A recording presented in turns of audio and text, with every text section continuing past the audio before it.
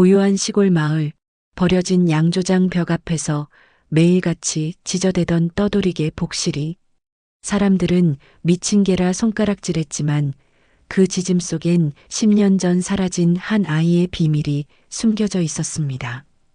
그리고 그 비밀이 드러난 순간 가족의 사랑과 배신, 그리고 참혹한 진실이 한꺼번에 터져 나왔습니다. 오늘의 이야기 시작하겠습니다. 구독과 좋아요는 무료입니다. 구독과 좋아요 부탁드립니다. 전라북도 시골 마을 한복판에 자리 잡은 작은 집에서 김영자 할머니의 하루가 시작됩니다. 72살이지만 여전히 꼿꼿한 허리로 마당을 쓸고 있던 영자의 발밑에서 크림색 털북숭이 개 한 마리가 꼬리를 살랑살랑 흔들며 따라다닙니다. 복실이입니다. 복실아, 너도 일찍 일어났네. 영자는 복실이의 머리를 쓰다듬으며 온화한 미소를 짓습니다. 2년 전 장마철, 그 비바람이 몰아치던 날을 떠올리며 영자는 잠시 손을 멈춥니다. 다리 밑에서 새끼 강아지처럼 떨고 있던 복실이를 발견했을 때의 그 안쓰러운 모습이 아직도 생생합니다. 온몸이 진흙투성이었고 앙상하게 마른 몸으로 두려움에 떨던 모습을요. 그때 얼마나 무서웠을까. 영자는 복실이를 구해온 그날부터 지금까지 이 개가 한 번도 자신의 곁을 떠난 적이 없다는 사실에 새삼 고마움을 느낍니다. 마치 은혜를 갚으려는 듯 늘 영자의 발걸음을 따라다니고 밤이면 대문 앞에서 지키듯 누워있곤 했죠. 아침 햇살이 마을 전체를 부드럽게 감싸며 봄의 전령처럼 따스함을 전해줍니다. 영자는 손수건으로 이마에 땀을 닦으며 마을길로 나섭니다. 복실이는 당연하다는 듯 영자의 뒤를 따릅니다. 영자씨, 오늘도 일찍 나오셨네요. 마을 입구에서 나이 지긋한 할머니 한 분이 손을 흔들며 인사를 건넵니다. 영자는 정중하게 허리를 숙여 인사를 받습니다. 네, 박할머니. 오늘도 좋은 하루 되세요. 그게 정말 영자씨만 따르네. 신기해. 그러게 말입니다. 복실이가 워낙 착해서요. 평범한 일상의 대화가 오가며 마을은 또 하루를 시작합니다. 할머니들은 마당에서 빨래를 널고 아이들은 학교로 향하며 농부들은 논밭으로 나가는 모습들이 정겨운 시골 풍경을 만들어냅니다. 하지만 평온한 일상 속에서도 복실이는 유독 한 곳만큼은 절대 가려하지 않았습니다. 마을 끝자락에 있는 폐양조장입니다. 그곳을 지날 때마다 복실이는 털을 곤두세우며 으르렁거렸고 때로는 미친 듯이 짖어대곤 했습니다. 복실아, 왜 그러니? 영자가 진정시켜도 복실이의 행동은 변하지 않았습니다. 오히려 날이 갈수록 그 반응은 더욱 격해졌습니다. 담벼락 앞에 서면 온몸에 털이 바늘처럼 서고 낮은 울음소리를 내며 뒷걸음질 치곤 했죠. 참, 저게 왜 저긴 그렇게 싫어할까? 영자는 혼잣말을 하며 고개를 갸웃합니다. 폐양조장은 몇 년 전부터 문을 닫은 채 방치되어 있는 곳이었습니다. 붉은 벽돌로 지어진 단층 건물이지만 세월이 흘러 여기저기 페인트가 벗겨지고 담쟁이 덩굴이 뒤덮인 을씨년스러운 모습이었죠. 마을 사람들도 복실이의 이상한 행동을 눈치채기 시작했습니다. 영자씨, 그게 귀신이 씌었는 것 아닙니까? 그런 곳에 괜히 가지 마세요. 좋을 거 없어. 동물이 저렇게 민감하게 반응하는 걸 보면 뭔가 있는 거 아닐까요? 사람들의 말에 영자는 그저 쓴웃음만 지었습니다. 하지만 마음 한편으로는 궁금함이 생기기 시작했습니다. 복실이가 왜 저렇게 유독 그 양조장만 싫어하는지, 그리고 그 이유가 무엇인지 알고 싶어졌습니다. 저녁 무렵 영자는 복실이와 함께 집으로 돌아가는 길에 다시 한번 양조장을 지나게 되었습니다. 여전히 복실이는 그곳 앞에서 불안해했고 영자는 잠시 걸음을 멈춰 양조장을 바라봅니다. 무엇이 너를 그렇게 불안하게 하는 걸까? 황혼이 지는 하늘 아래 패양조장의 그림자는 더욱 길고 어둡게 늘어져 있었습니다. 복실이는 여전히 그 그림자를 피하려는 듯 영자의 뒤로 숨어들었습니다. 겉으로는 평온해 보이는 이 시골 마을에 무언가 알 수 없는 그림자가 드리워져 있음을 영자는 본능적으로 느끼기 시작했습니다. 밤이 되어 집에 돌아온 영자는 복실이에게 저녁밥을 주며 다시 한번 그 양조장을 떠올렸습니다. 복실이의 이상한 행동이 단순한 우연일까? 아니면 정말 무언가 이유가 있는 걸까? 그날 밤 영자는 잠자리에 들면서도 계속 그 생각에 잠겨 있었습니다. 한밤중이 되자 마을 전체가 고요한 정적에 잠겨들었습니다. 개구리 소리와 바람에 흔들리는 나뭇잎 소리만이 간간히 들려올 뿐 모든 집의 불빛이 하나둘 꺼져갔습니다. 영자도 평소처럼 잠자리에 누워 있었는데 갑자기 복실이가 미친 듯이 지저대는 소리에 잠이 깼습니다. 복실아, 왜 그러니? 밤중에 무슨 일이야? 영자는 잠옷 차림으로 급히 일어나 창문을 열어보았습니다. 복실이는 마당 한가운데서 양조장 쪽을 향해 격렬하게 지저대고 있었습니다. 평소에도 그 방향을 싫어했지만 이번엔 뭔가 달랐습니다. 크림색 털이 모두 곤두서 있었고 목소리도 평상시와는 전혀 다른 날카로운 경고음을 내고 있었죠. 영자는 서둘러 옷을 걸치고 손전등을 챙겨 밖으로 나갔습니다. 복실이는 영자를 보자 더욱 격렬하게 짖으며 양조장 쪽으로 몇 걸음 나아갔다가 다시 뒤로 물러서기를 반복했습니다. 마치 그쪽으로 가야 한다고, 하지만 동시에 위험하다고 경고하는 것 같았습니다. 그래, 알겠어. 함께 가보자. 영자는 복실이의 행동이 심상치 않다는 것을 직감했습니다. 2년 동안 함께 지내면서 복실이가 이렇게까지 격렬하게 반응하는 모습은 처음 보는 것이었으니까요. 손전등 불빛을 앞세워 조심스럽게 양조장 쪽으로 발걸음을 향했습니다. 어둠 속에서 양조장의 윤곽이 서서히 드러났습니다. 낮에 봤을 때보다 더욱 음산하고 을씨년스러워 보였습니다. 담쟁이 덩굴이 뒤덮인 벽면은 마치 거대한 괴물의 피부처럼 보였고 바람에 흔들리는 덩굴들이 무언가 손짓하는 것 같아 소름이 돋았습니다. 복실이는 양조장 담벼락 앞에서 멈춰 섰습니다. 그리고는 벽 한 부분을 향해 계속해서 지저댔습니다. 영자가 손전등을 그쪽으로 비춰보자 벽의 일부가 다른 곳과 달리 약간 움푹 패여 있는 것이 보였습니다. 이게 뭐지? 영자는 손전등을 더 가까이 대고 자세히 살펴보았습니다. 분명히 벽돌이 다른 곳보다 안쪽으로 들어가 있었고 그 주변의 시멘트도 색깔이 조금 다르게 보였습니다. 마치 누군가 그 부분을 파낸 후 다시 메운 것 같은 흔적이었죠. 그 순간 영자의 머릿속에 한 가지 생각이 번개처럼 스쳐 지나갔습니다. 10년 전 갑자기 사라져버린 손자 지호의 얼굴이 떠올랐습니다. 그때 7살이던 지호는 유치원에서 돌아오는 길에 흔적도 없이 사라져버렸습니다. 경찰이 수색을 했고 마을 사람들이 총동원되어 찾았지만 어떤 단서도 찾을 수 없었죠.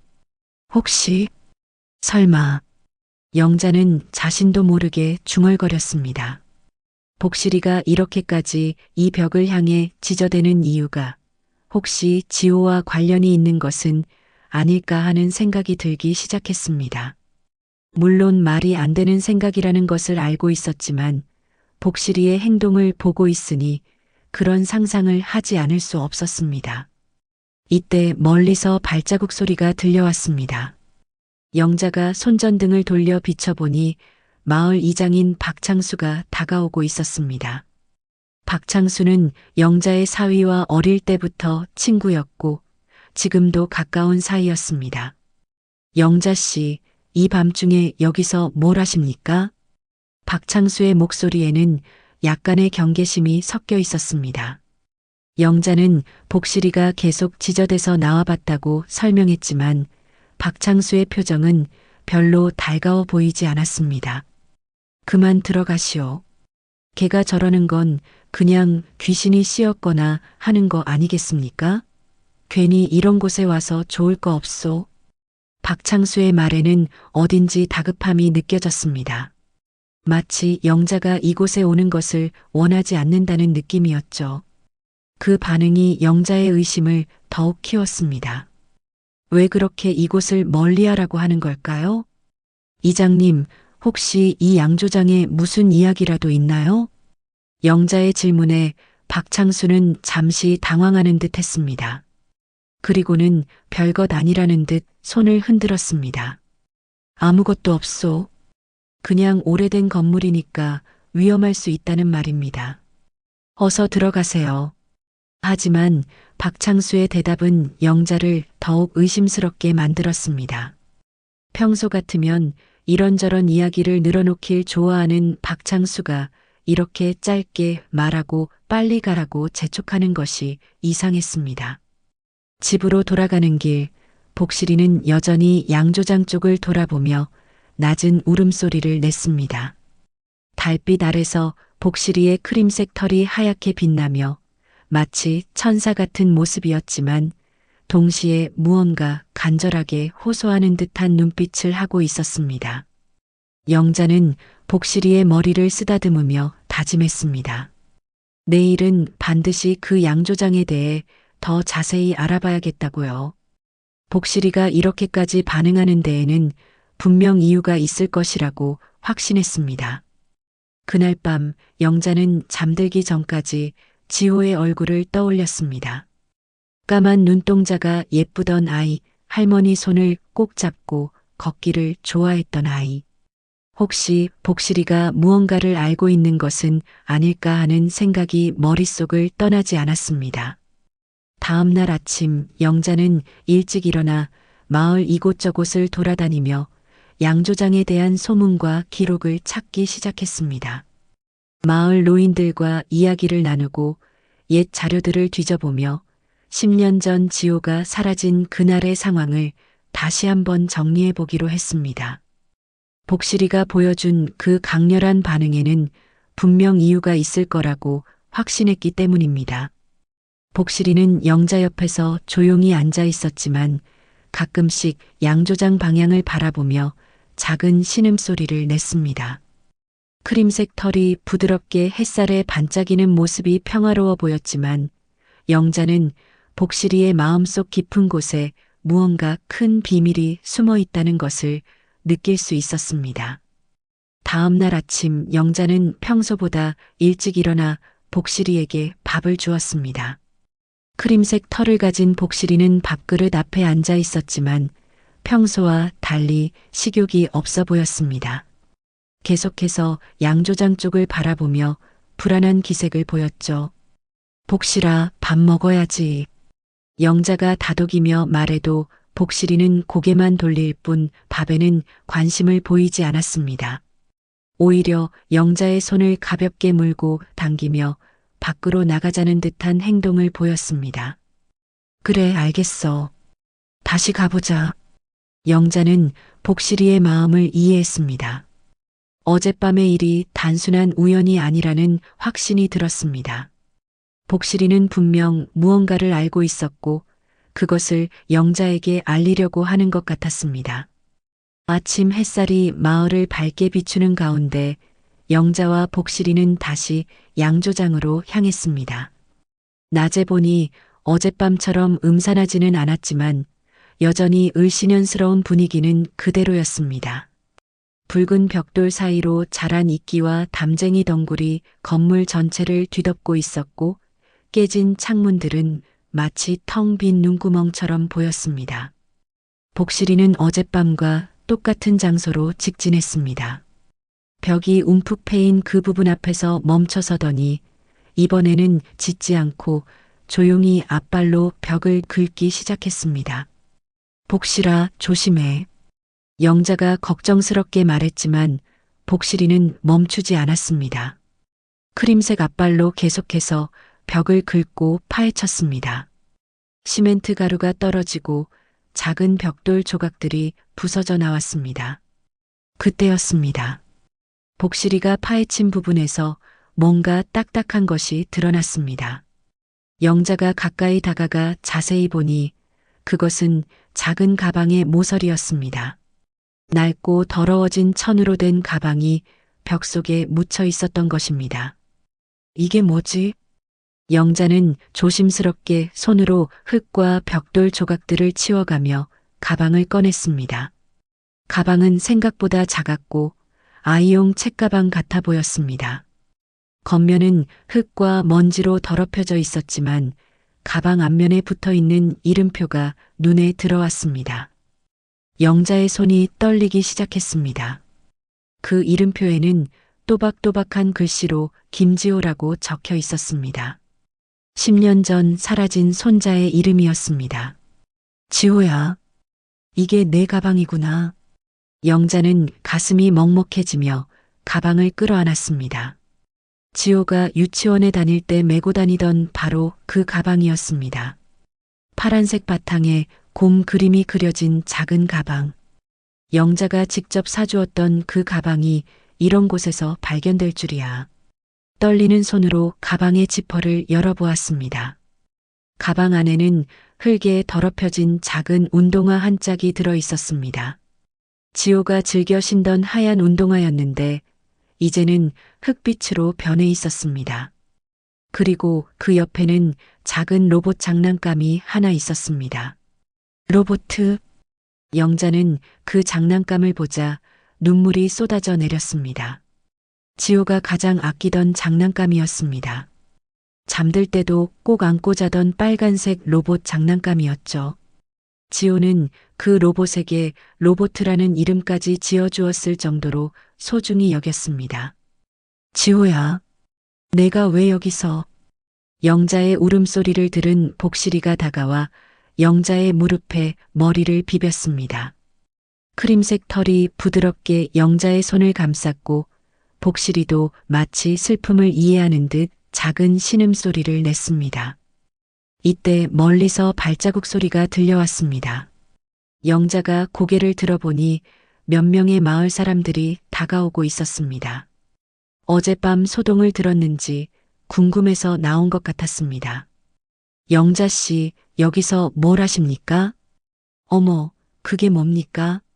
사람들이 영자 주변으로 모여들었고 가방과 그 안의 물건들을 보고는 모두 놀란 표정을 지었습니다. 특히 지호의 이름이 적힌 이름표를 본 사람들은 얼굴이 하얗게 질렸습니다. 이거 지호 가방 아닙니까? 어떻게 여기서 나온 겁니까? 사람들의 수군거림 사이로 박창수 이장이 급하게 달려왔습니다. 가방을 본 박창수의 얼굴도 순간 굳어졌습니다. 이런 일이 어떻게? 박창수는 당황한 기색을 숨기지 못했습니다. 그리고는 급히 휴대폰을 꺼내 경찰서에 신고했습니다. 여보세요? 경찰서입니까? 중요한 발견이 있어서 신고합니다. 경찰이 도착하기까지 시간이 걸렸지만 마을 사람들은 그 자리를 떠나지 않았습니다. 10년 전 실종 사건이 다시 수면 위로 올라온 것입니다. 모두들 믿기 어렵다는 표정으로 가방과 그 안의 물건들을 바라보았습니다.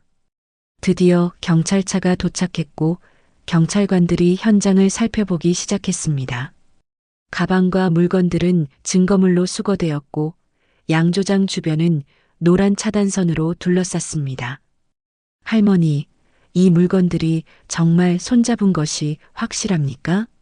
네, 확실합니다. 제가 직접 사준 가방이고 지호가 늘 가지고 다니던 물건들입니다. 영자는 떨리는 목소리로 대답했습니다. 경찰관은 고개를 끄덕이며 수첩에 무언가를 적어 내려갔습니다. 이계가 먼저 발견한 것 같은데 평소에도 이런 행동을 보였습니까? 네, 며칠 전부터 계속 이 벽을 향해 지저댔습니다. 어젯밤에는 더욱 심했고요. 경찰관은 복실이를 바라보며 신기하다는 듯 고개를 끄덕였습니다. 복실이는 여전히 영자 곁에 가만히 앉아 있었지만 가끔씩 벽 쪽을 바라보며 낮은 소리를 냈습니다. 일단 이 지역을 정밀 수색해 보겠습니다. 혹시 다른 증거물이 더 있을 수 있으니까요.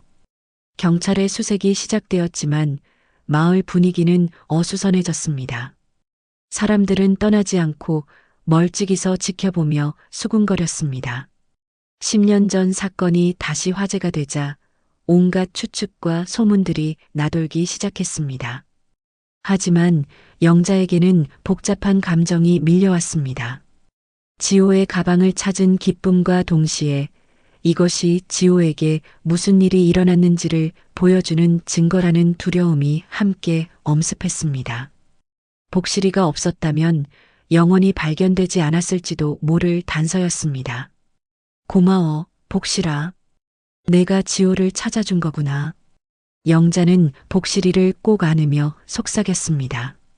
크림색 털이 따뜻하게 느껴졌고 복실이의 존재가 이 어려운 순간에 큰 위안이 되었습니다. 경찰의 현장 수색이 진행되는 동안 영자는 집으로 돌아와 10년 전 지호가 사라진 그날을 다시 한번 떠올려 보았습니다.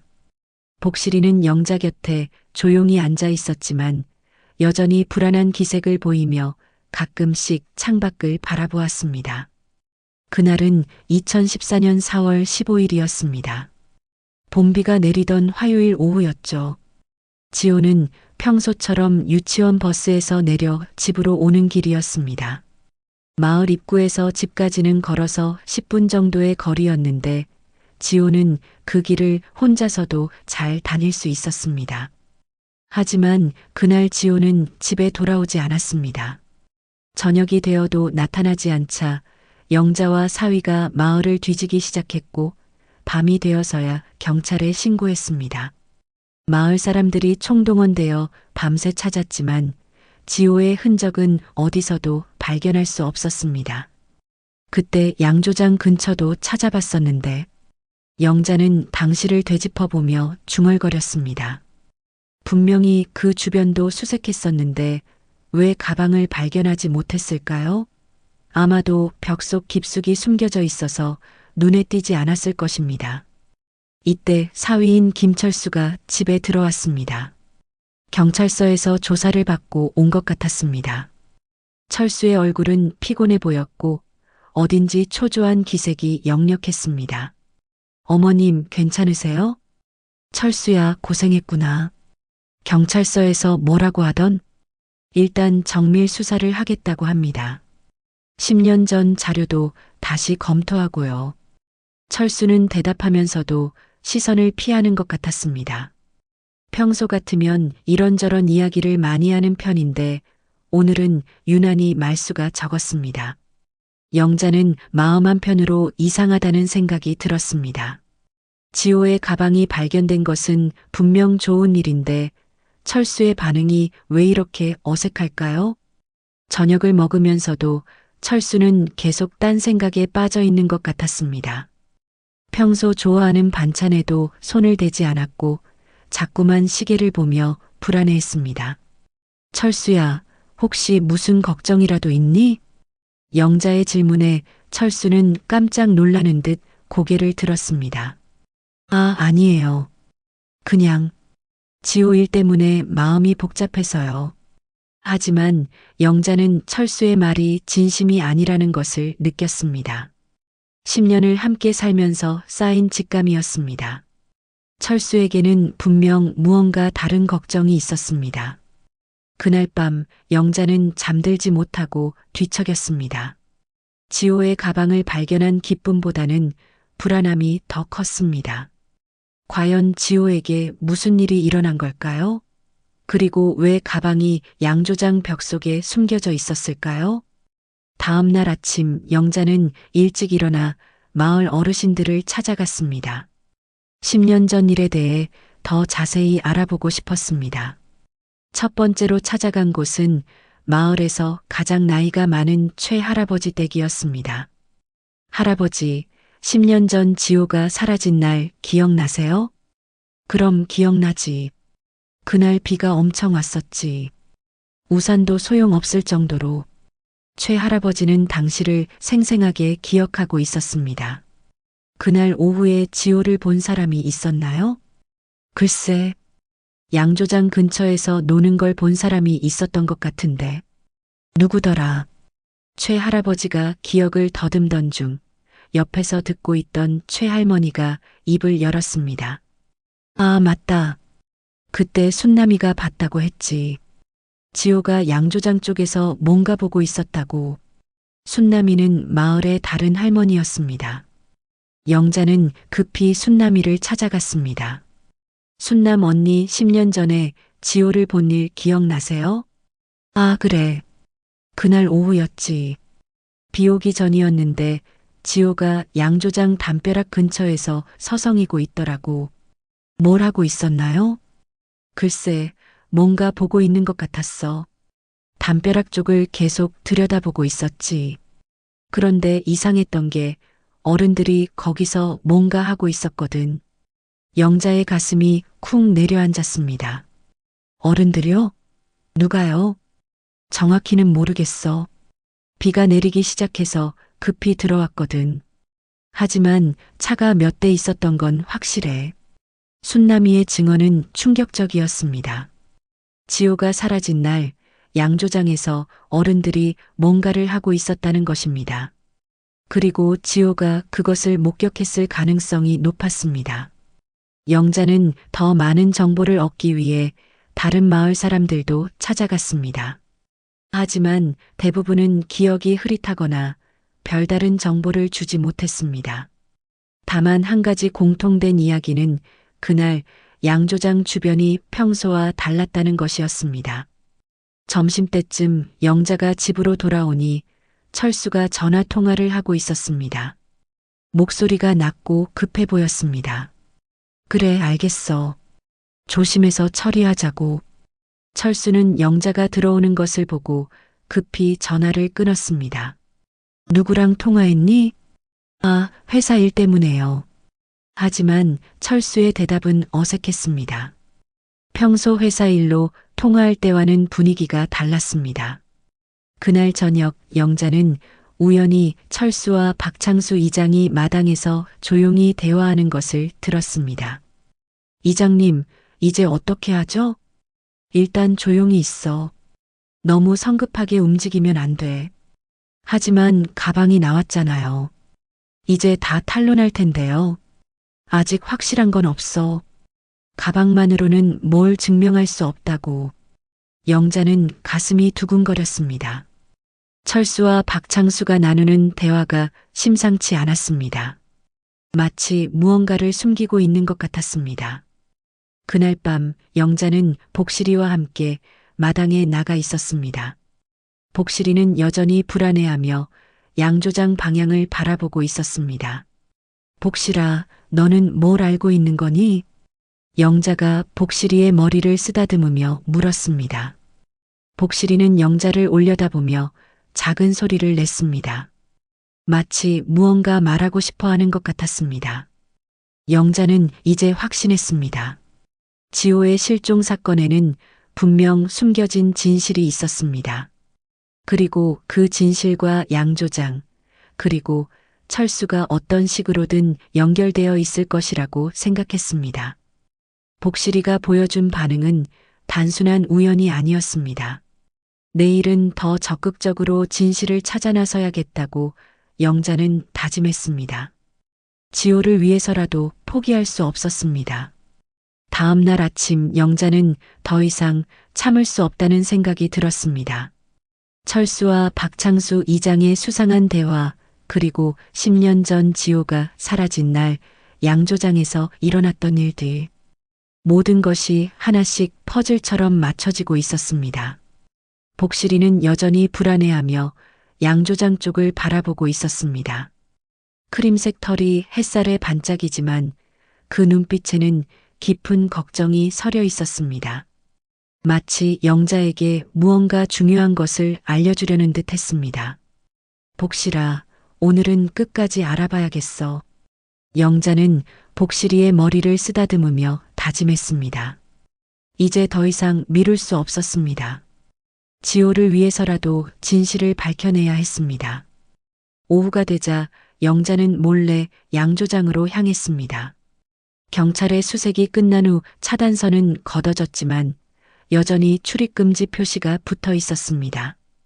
하지만 영자는 개의치 않았습니다. 복실이가 계속 반응하는 이유를 알아내야 했습니다. 양조장 안으로 들어가니 오랫동안 방치된 냄새가 코를 찔렀습니다. 먼지가 쌓인 바닥과 거미줄이 쳐진 천장, 그리고 여기저기 널린 낡은 양조 기구들이 을씨년스러운 분위기를 자아냈습니다. 복실이는 영자 뒤를 따라오면서도 계속 긴장한 모습을 보였습니다. 특히 양조장 안쪽으로 들어갈수록 더욱 불안해했습니다. 어느 순간 복실이가 멈춰서더니 바닥 한 곳을 향해 낮게 울었습니다. 영자가 그쪽을 살펴보니 다른 곳과 달리 바닥이 약간 움푹 들어가 있었습니다. 마치 무언가 무거운 것을 묻었다가 다시 평평하게 만든 것 같은 흔적이었습니다. 혹시 여기에도 영자가 주변을 더 자세히 살펴보던 중 갑자기 뒤에서 발자국 소리가 들려왔습니다. 돌아보니 철수가 급한 얼굴로 들어오고 있었습니다. 어머님, 여기서 뭘 하십니까? 철수의 목소리에는 당황과 함께 약간의 화가 섞여 있었습니다. 평소와는 전혀 다른 모습이었습니다. 철수야, 너 왜 이렇게 놀라니? 혹시? 영자가 말을 하려던 순간 철수가 급히 영자의 팔을 잡았습니다. 어머님, 여긴 위험합니다. 빨리 나가세요. 하지만 영자는 철수의 행동에서 무언가 이상함을 느꼈습니다. 왜 이렇게 급하게 나가라고 하는 걸까요?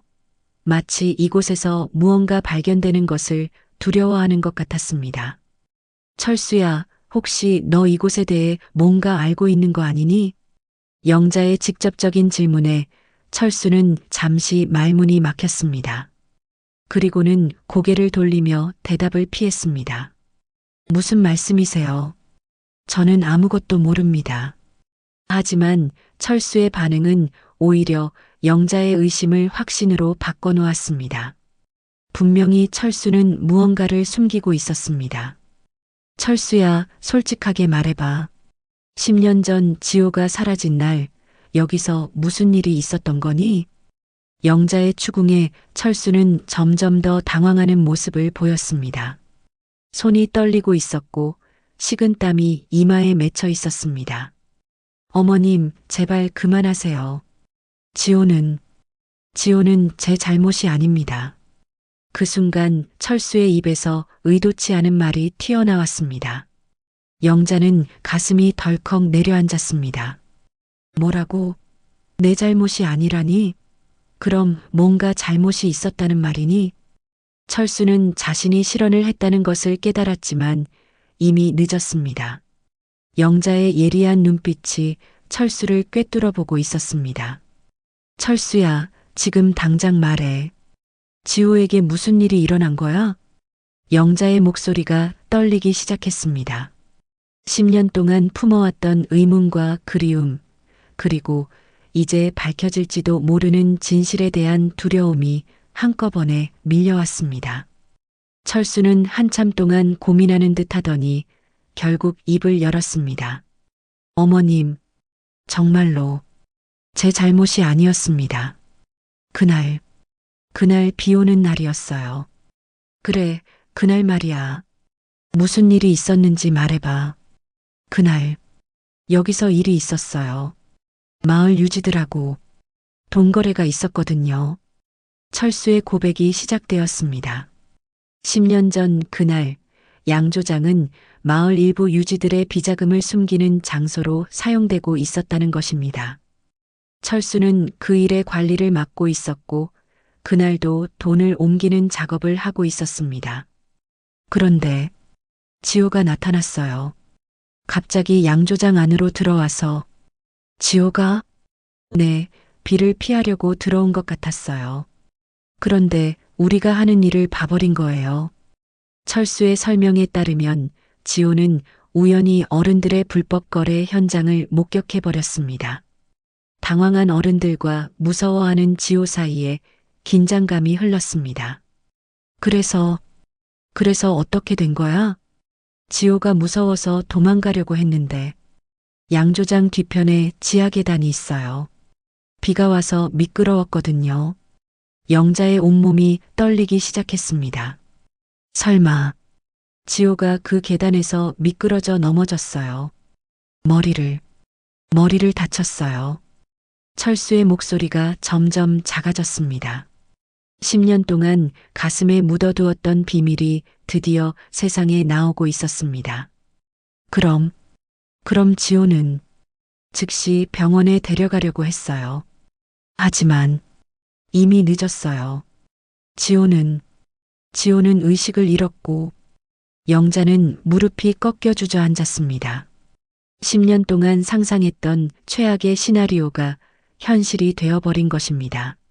너희들이 지호를. 어머님, 정말 사고였어요.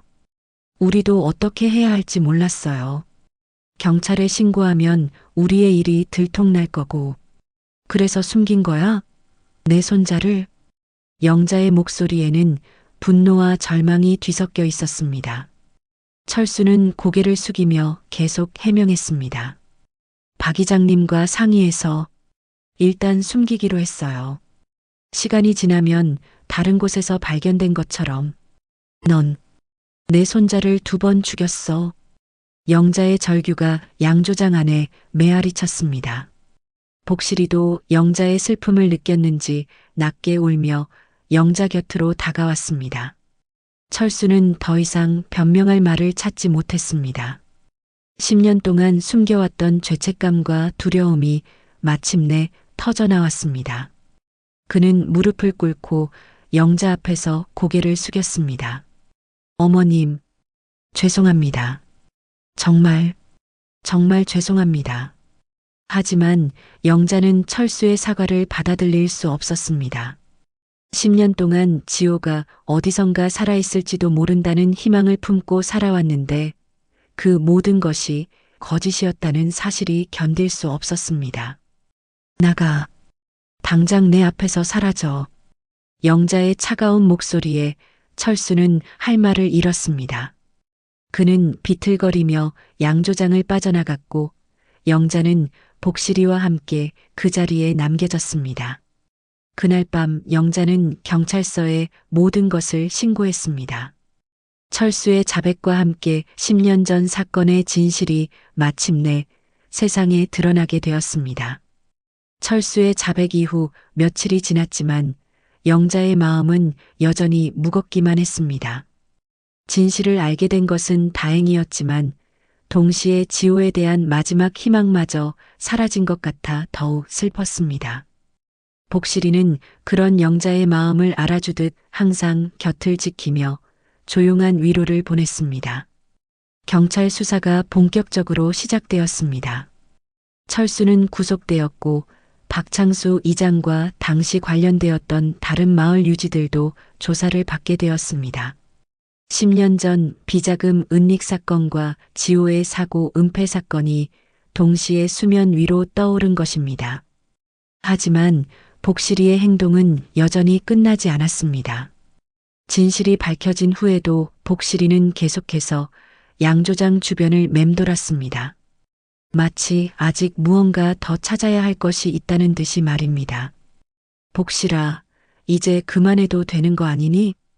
영자가 복실이를 달래려 했지만 복실이는 여전히 양조장 담벼락을 향해 집요하게 다가갔습니다. 이번에는 처음 가방을 찾았던 곳이 아닌 조금 더 안쪽의 다른 벽면이었습니다. 사흘째 되는 날 복실이가 또다시 담벼락을 긁어대기 시작했습니다. 영자는 처음에는 별로 신경 쓰지 않았습니다. 이미 지호의 가방도 찾았고 진실도 밝혀졌으니 더 이상 찾을 것은 없다고 생각했기 때문입니다. 그런데 복실이의 행동이 점점 더 격렬해졌습니다. 크림색 앞발로 벽을 파헤치고 때로는 뒷발로 땅을 파기도 했습니다. 평소보다 훨씬 더 집중하고 있는 모습이었습니다. 뭘 그렇게 찾는 거니? 영자는 궁금해서 복실이가 파헤치는 곳을 자세히 살펴보았습니다. 벽돌과 시멘트가 부서져 나오고 흙먼지가 날리는 가운데 뭔가 딱딱한 소리가 났습니다. 그때였습니다. 복실이가 파낸 부분에서 나무로 된 뭔가가 살짝 드러났습니다. 영자가 가까이 다가가 자세히 보니 그것은 낡은 나무 덮개 같은 것이었습니다. 이게 뭐지? 영자는 조심스럽게 주변의 흙과 벽돌 조각들을 치워나갔습니다. 복실이도 영자를 도와 계속 파헤쳤습니다. 시간이 지날수록 나무 덮개의 전체 모습이 드러났습니다. 나무 덮개는 생각보다 컸습니다. 가로 세로 각각 1m 정도 되는 크기였고 두께도 제법 두꺼워 보였습니다. 마치 지하에 있는 무언가를 덮고 있는 뚜껑 같았습니다. 영자는 가슴이 두근거리기 시작했습니다. 혹시 이 아래에 지호가 라는 생각이 머릿속을 스쳤습니다. 철수가 말했던 것은 사고의 경위였을 뿐 지호의 시신이 어디에 있는지는 정확히 말하지 않았었습니다. 복실아, 혹시 지호가 여기에? 영자는 떨리는 손으로 나무 덮개를 들어 올리려 했습니다. 하지만 너무 무거워서 혼자서는 움직일 수 없었습니다. 복실이는 영자 곁에서 안절부절 못하며 낮은 울음소리를 냈습니다. 마을 사람들에게 도움을 요청해야겠다고 생각한 영자는 급히 집으로 돌아가 전화를 걸었습니다. 하지만 이런 상황을 어떻게 설명해야 할지 막막했습니다. 결국 영자는 경찰서에 직접 전화를 걸었습니다. 여보세요? 저 김영자인데요. 또 다른 발견이 있어서 연락드립니다. 경찰관은 영자의 말을 듣고 곧바로 현장으로 나오겠다고 했습니다. 이미 지호 사건으로 유명해진 영자의 신고였기 때문에 신속하게 대응하는 모습이었습니다. 1시간 후 경찰차가 도착했습니다. 이번에는 지난번보다 더 많은 인원이 왔습니다. 과학수사대원들도 함께 와서 정밀한 조사를 준비하고 있었습니다. 할머니, 이번에는 어떤 발견이신가요? 복실이가 또 다른 곳을 파헤쳤는데 나무 덮개가 나왔어요. 경찰관들은 복실이가 파낸 곳을 살펴보고는 심각한 표정을 지었습니다. 분명히 인위적으로 만들어진 구조물이었고 무언가 중요한 것이 묻혀 있을 가능성이 높아 보였습니다. 일단 정밀 발굴 작업을 시작하겠습니다. 시간이 좀 걸릴 수 있습니다. 경찰의 발굴 작업이 시작되었습니다. 곡괭이와 삽을 이용해 조심스럽게 나무 덮개 주변을 파내기 시작했습니다. 영자는 멀찍이 서 지켜보며 가슴을 졸였습니다. 복실이는 영자 곁에 앉아 있으면서도 계속 발굴 현장을 주시하고 있었습니다. 크림색 털이 긴장으로 인해 약간 곤두서 있었고 때때로 작은 신음소리를 냈습니다. 드디어 나무 덮개가 완전히 드러났습니다. 경찰관들이 조심스럽게 덮개를 들어 올리자 그 아래에서 작은 공간이 나타났습니다. 마치 임시로 만든 무덤 같은 구조였습니다. 그 안에서 낡은 천 조각들이 보였습니다. 그리고 그 천 조각들 사이로 작은 뼈 한 조각이 하얗게 드러나 있었습니다. 영자는 그 순간 다리에 힘이 빠져 주저앉았습니다. 10년 동안 기다려왔던 그리고 동시에 가장 두려워했던 순간이 마침내 온 것입니다. 지호야. 영자의 눈에서 눈물이 쏟아져 내렸습니다. 복실이는 영자의 슬픔을 느꼈는지 조용히 다가와 영자를 끌어안듯 몸을 기댔습니다. 경찰관들은 신중하게 발굴 작업을 계속했습니다. 천 조각들과 함께 작은 뼈들이 하나씩 드러났습니다. 그리고 그 옆에는 지호가 늘 끼고 다니던 파란색 장갑이 있었습니다. 할머니, 이 장갑이 손잡은 것이 맞습니까? 경찰관의 질문에 영자는 고개를 끄덕였습니다. 목이 메어 말이 나오지 않았습니다. 발굴 작업은 신중하고 정밀하게 진행되었습니다. 모든 증거물들이 사진으로 기록되고 법의학 조사를 위해 수거되었습니다. 지호의 작은 유골이 마침내 10년 만에 빛을 보게 된 것입니다. 복실아, 고마워. 내가 지호를 찾아준 거구나. 영자는 흐느끼며 복실이를 끌어안았습니다. 복실이가 아니었다면 지호는 영원히 그 어두운 곳에 혼자 있어야 했을 것입니다. 복실이는 영자의 품에서 조용히 있으면서도 가끔씩 발굴 현장을 바라보았습니다. 그 눈빛에는 이제 안도감이 섞여 있는 것 같았습니다. 마침내 자신이 해야 할 일을 끝낸 것 같은 편안함이 느껴졌습니다. 그날 오후 영자는 복실이와 함께 집으로 돌아왔습니다. 10년 동안의 의문이 모두 해결되었지만 마음은 여전히 무거웠습니다. 하지만 동시에 지호가 더 이상 혼자가 아니라는 사실에 약간의 위안을 느꼈습니다. 지호야, 이제 할미가 너를 제대로 보내줄 수 있겠구나. 영자는 하늘을 바라보며 속삭였습니다. 복실이는 영자 곁에서 조용히 앉아 있었습니다. 두 번째 발견을 끝낸 후 복실이의 표정은 한결 평화로워 보였습니다. 복실이가 찾아낸 지호의 유골은 정밀한 법의학 조사를 받게 되었습니다. 영자는 결과를 기다리는 동안 마음이 무거웠지만 동시에 드디어 지호와 재회할 수 있다는 생각에 복잡한 감정을 느꼈습니다. 복실이는 그 이후로 한결 평온해진 모습을 보였습니다. 마치 자신이 해야 할 가장 중요한 임무를 완수한 것처럼 말입니다. 일주일 후 경찰서에서 연락이 왔습니다. 법의학 조사 결과가 나왔다는 것이었습니다. 영자는 떨리는 마음으로 경찰서를 찾아갔습니다. 할머니, 조사 결과를 말씀드리겠습니다. 담당 형사는 조심스럽게 입을 열었습니다. 유골은 확실히 손잡은 것이 맞습니다. 유전자 검사 결과도 일치했고요. 영자는 이미 예상했던 결과였지만 공식적으로 확인되니 가슴이 먹먹해졌습니다. 사망 원인은 어떻게 되나요? 두부 외상으로 인한 뇌출혈로 추정됩니다. 김철수 씨의 진술과도 일치합니다. 형사는 계속해서 설명했습니다.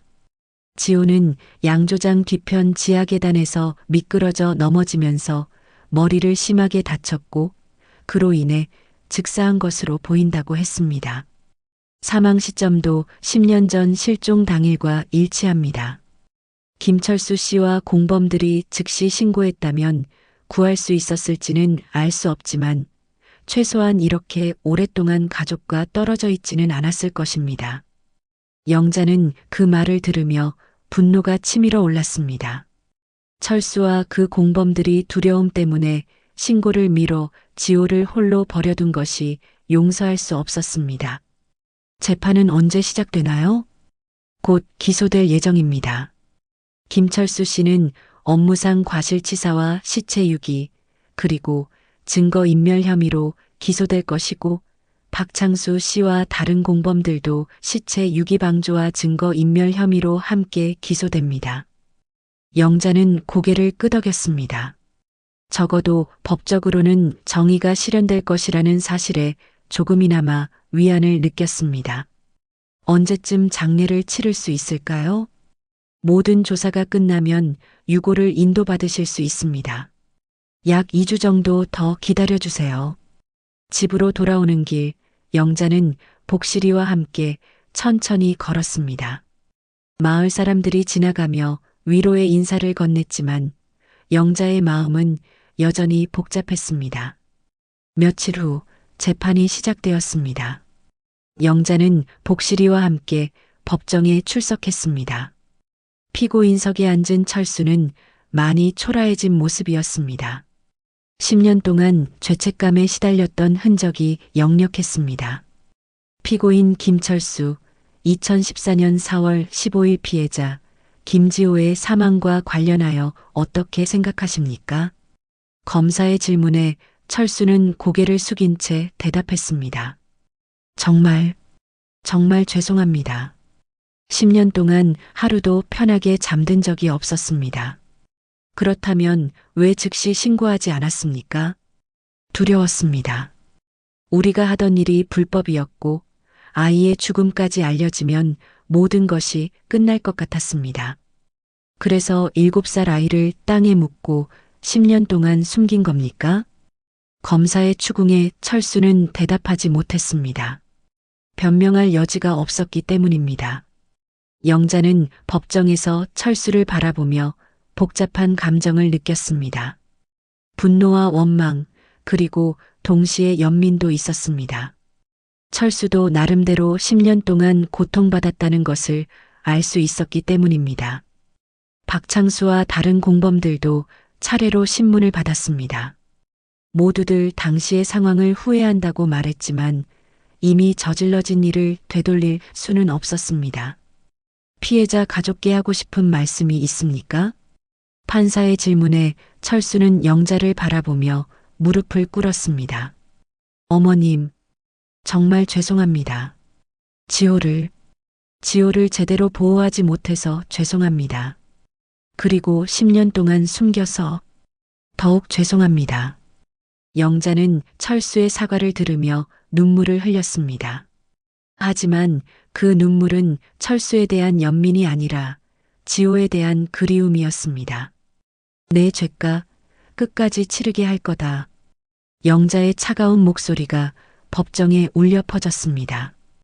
복실이는 영자 발밑에서 조용히 앉아 있었지만 가끔씩 철수를 바라보며 낮은 소리를 냈습니다. 판결이 내려졌습니다. 철수는 업무상 과실치사와 시체 유기 등의 혐의로 징역 5년을 선고받았습니다. 박창수와 다른 공범들도 각각 징역 3년에서 4년씩 선고받았습니다. 이상으로 선고를 마치겠습니다. 판사의 마지막 말과 함께 재판이 끝났습니다. 영자는 법정을 나서며 안도의 한숨을 쉬었습니다. 적어도 법적으로는 정의가 실현되었다는 생각이 들었습니다. 법정을 나선 후 영자는 복실이와 함께 잠시 법원 앞 벤치에 앉았습니다. 10년 만에 모든 진실이 밝혀지고 책임자들이 처벌받게 되었지만 마음 한편으로는 허전함도 느껴졌습니다. 복실아, 이제 정말 끝난 거구나. 영자가 복실이의 머리를 쓰다듬으며 말했습니다. 복실이는 영자를 올려다보며 꼬리를 살짝 흔들었습니다. 그 눈빛에는 평온함이 가득했습니다. 그날 저녁 영자는 집에서 지호의 사진을 꺼내 보았습니다. 7살 때의 해맑은 모습이 그대로 남아있는 사진이었습니다. 지호야, 이제 할미가 너를 제대로 보내줄 수 있겠다. 영자는 사진 속 지호에게 속삭였습니다. 복실이는 영자 곁에서 조용히 누워 있었습니다. 마치 지호의 영혼을 위로하듯 평화로운 모습이었습니다. 이제 남은 것은 지호의 장례식이었습니다. 10년 만에 치르게 될 늦은 장례식이지만 영자는 지호를 정성껏 보내드리고 싶었습니다. 며칠 후 유골인도 통지서가 왔습니다. 드디어 지호를 집으로 모셔올 수 있게 된 것입니다. 영자는 복실이와 함께 경찰서로 향했습니다. 작은 고람에 담긴 지호의 유골을 받아든 영자는 가슴이 벅차올랐습니다. 10년 만에 재회였습니다. 지호야, 할미한테 돌아온 걸 환영한다. 영자는 고람을 가슴에 안으며 눈물을 흘렸습니다. 복실이는 그런 영자를 지켜보며 조용히 곁을 지켰습니다. 집으로 돌아온 영자는 지호의 고람을 정성스럽게 모셨습니다. 그리고 장례 준비를 시작했습니다. 늦었지만 지호에게 마지막 인사를 제대로 해주고 싶었습니다. 장례식 날이 밝았습니다. 4월의 봄바람이 부드럽게 불어오는 따뜻한 날이었습니다. 마을 사람들이 하나둘 모여들기 시작했고 지호를 기억하는 이들의 얼굴에는 안타까움과 위로의 마음이 가득했습니다. 영자는 검은 한복을 입고 지호의 영정 앞에 서 있었습니다. 7살 때의 해맑은 웃음을 담은 사진이 하얀 국화꽃으로 둘러싸여 있었습니다. 복실이는 영자 곁에 조용히 앉아 있었는데 크림색 털에 하얀 리본을 메고 있어 마치 천사 같아 보였습니다. 지호야, 오늘 할미가 너를 제대로 보내준다. 영자는 지호의 영정을 바라보며 속삭였습니다. 10년 동안 품어왔던 그리움과 미안함이 모두 담긴 말이었습니다. 조문객들이 차례로 분향하며 지호에게 마지막 인사를 올렸습니다. 지호의 유치원 선생님도 오셨고 마을의 어르신들도 모두 참석해 주셨습니다. 심지어 지호와 함께 놀던 친구들도 어른이 되어 찾아왔습니다. 지호야, 늦어서 미안해. 이제야 제대로 인사하러 왔어. 지호의 친구였던 한 청년이 눈물을 흘리며 말했습니다. 그들은 지호가 사라진 후에도 줄곧 지호를 기억하고 있었다고 했습니다. 장례식이 진행되는 동안 복실이는 한 번도 자리를 뜨지 않았습니다. 마치 지호를 지키는 수호천사처럼 영정 옆에서 조용히 앉아 있었습니다. 가끔씩 복실이를 보는 사람들의 눈에는 고마움이 가득했습니다. 복실이가 아니었다면 지호는 영원히 찾지 못했을지도 모르니까요. 복실이가 정말 기특하네요. 지호를 찾아준 은인이에요. 마을 사람들이 복실이를 쓰다듬으며 말했습니다. 복실이는 사람들의 칭찬에도 겸손하게 꼬리를 살짝 흔들 뿐이었습니다. 오후가 되어 지호의 시신을 안장하는 시간이 되었습니다. 마을 뒷산의 양지 바른 곳에 작은 묘지를 마련했습니다. 그곳은 지호가 어릴 때 할머니와 함께 산책하며 놀던 곳이었습니다. 지호야, 이곳에서 편히 쉬거라. 할미가 자주 놀러 올게. 영자는 지호의 무덤 앞에서 무릎을 꿇고 손을 모았습니다. 10년 동안 하지 못했던 마지막 인사였습니다. 지호야, 할미가 늦어서 미안하다. 그동안 혼자 무서웠을 텐데. 영자의 눈에서 눈물이 끝없이 흘러내렸습니다. 복실이는 영자 곁으로 다가와 조용히 몸을 기댔습니다. 따뜻한 위로였습니다. 장례식이 끝난 후 마을 사람들은 영자에게 위로의 말을 전하며 하나둘 돌아갔습니다. 하지만 몇몇 사람들은 남아서 영자와 이야기를 나누었습니다. 영자 씨, 지호를 기리는 뭔가를 만들면 어떨까요? 마을 이장 대행이 제안했습니다. 박창수가 구속된 후 새로 선출된 이장이었습니다. 어떤 걸 말씀하시는 거예요? 지호의 이름으로 작은 도서관을 만들면 어떨까 싶어서요. 마을 아이들이 책도 읽고 지호를 기억할 수 있는 공간으로요. 그 제안을 들은 영자는 잠시 생각에 잠겼습니다. 지호는 책 읽기를 좋아했던 아이였습니다. 특히 동화책을 읽어달라고 하며 영자의 무릎에 앉곤 했죠. 좋은 생각이네요. 지호도 좋아할 것 같아요. 영자가 동의하자 마을 사람들이 적극적으로 나서주었습니다. 모금을 하고 장소를 물색하고 설계를 의뢰하는 일들을 자발적으로 도와주었습니다. 한 달 후 마을 한켠에 작은 건물이 세워지기 시작했습니다. 그리 크지는 않았지만 아늑하고 따뜻한 느낌의 도서관이었습니다. 입구에는 지호 작은 도서관이라는 예쁜 간판이 걸렸습니다. 도서관 개관식 날 많은 사람들이 모여들었습니다. 특히 마을의 아이들이 가장 많이 왔습니다. 그들은 새로운 도서관에 대한 호기심으로 눈을 반짝였습니다. 이 도서관은 10년 전 우리 곁을 떠난 지호를 기리며 만들어졌습니다. 지호가 책을 좋아했던 것처럼 이곳에서 많은 아이들이 책과 친해지길 바랍니다. 영자가 개관사를 하는 동안 복실이는 아이들 사이에서 꼬리를 흔들며 즐거워했습니다. 아이들도 복실이를 신기해하며 쓰다듬어 주었습니다. 할머니, 이 개가 지호를 찾아준 개예요? 한 아이가 궁금해하며 물었습니다. 그래, 복실이가 지호를 찾아준 거란다. 정말 고마운 개지. 와, 신기해요. 복실이가 영웅이네요. 아이들이 복실이를 둘러싸며 칭찬해주자 복실이는 더욱 신나는 듯 꼬리를 흔들었습니다. 도서관이 문을 연 후 영자는 자원봉사자로 일주일에 3번씩 나와서 아이들을 도왔습니다. 책을 정리하고 아이들에게 책을 읽어주고 때로는 지호의 이야기도 들려주었습니다. 할머니, 지호는 어떤 아이였어요? 아이들이 궁금해하며 물으면 영자는 미소를 지으며 대답했습니다. 지호는 정말 착하고 예쁜 아이였단다. 책도 좋아하고 친구들과 노는 것도 좋아했지. 그리고 할머니를 많이 사랑했어. 복실이는 그런 이야기를 들으며 조용히 앉아있곤 했습니다. 마치 지호의 이야기를 함께 듣고 있는 것 같았습니다. 계절이 바뀌어 가을이 되었습니다. 도서관 마당에는 영자가 심은 코스모스가 예쁘게 피어났습니다. 지호가 좋아했던 꽃이었습니다.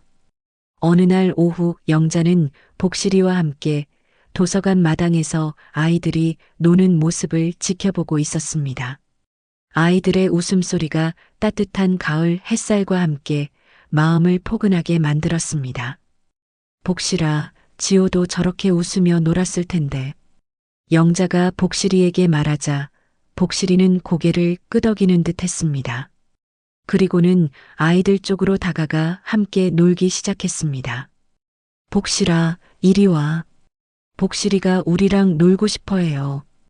아이들의 즐거운 목소리가 도서관 마당에 울려 퍼졌습니다. 복실이는 아이들 사이에서 해맑게 뛰어놀며 꼬리를 흔들었습니다. 영자는 그 모습을 보며 미소를 지었습니다. 지호는 떠났지만 지호의 이름으로 만들어진 이 공간에서 새로운 생명들이 자라고 있었습니다. 그리고 복실이는 그 모든 아이들의 친구가 되어주고 있었습니다. 고마워, 복실아. 지호를 찾아줘서 고맙고 이제 이 아이들의 친구가 되어줘서도 고마워. 영자는 복실이를 바라보며 속삭였습니다. 해가 질 무렵 영자와 복실이는 지호의 무덤을 찾았습니다. 매주 빠지지 않고 찾아오는 일이었습니다.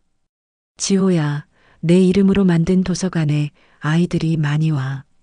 모두 내가 좋아했을 아이들이야. 영자는 지호의 무덤 앞에서 그날 있었던 일들을 이야기해 주었습니다. 복실이는 무덤 앞에 조용히 앉아 있으면서 마치 지호와 함께 있는 것처럼 평화로운 표정을 지었습니다. 이제 너와 지호는 모두 이 마을의 지킴이야. 영자가 복실이에게 말하자 복실이는 영자를 올려다보며 따뜻한 눈빛을 보냈습니다. 별이 뜨기 시작한 밤하늘 아래 영자와 복실이는 천천히 집으로 돌아갔습니다. 지호 작은 도서관의 불빛이 따뜻하게 마을을 비추고 있었고 그곳에서는 여전히 아이들의 웃음소리가 들려오고 있었습니다. 지호는 떠났지만 지호의 이름은 영원히 이 마을과 함께할 것입니다. 그리고 복실이는 지호의 친구이자 마을 아이들의 수호천사로서 계속 그들 곁을 지킬 것입니다. 영자는 복실이와 함께 걸으며 생각했습니다. 슬픔은 여전하지만 이제는 그 슬픔 속에서도 희망을 찾을 수 있게 되었다고, 지호의 이름으로 계속 살아갈 수 있게 되었다고요. 구독과 좋아요로 복실이와 영자 할머니의 행복을 응원해 주세요. 구독과 좋아요는 무료입니다.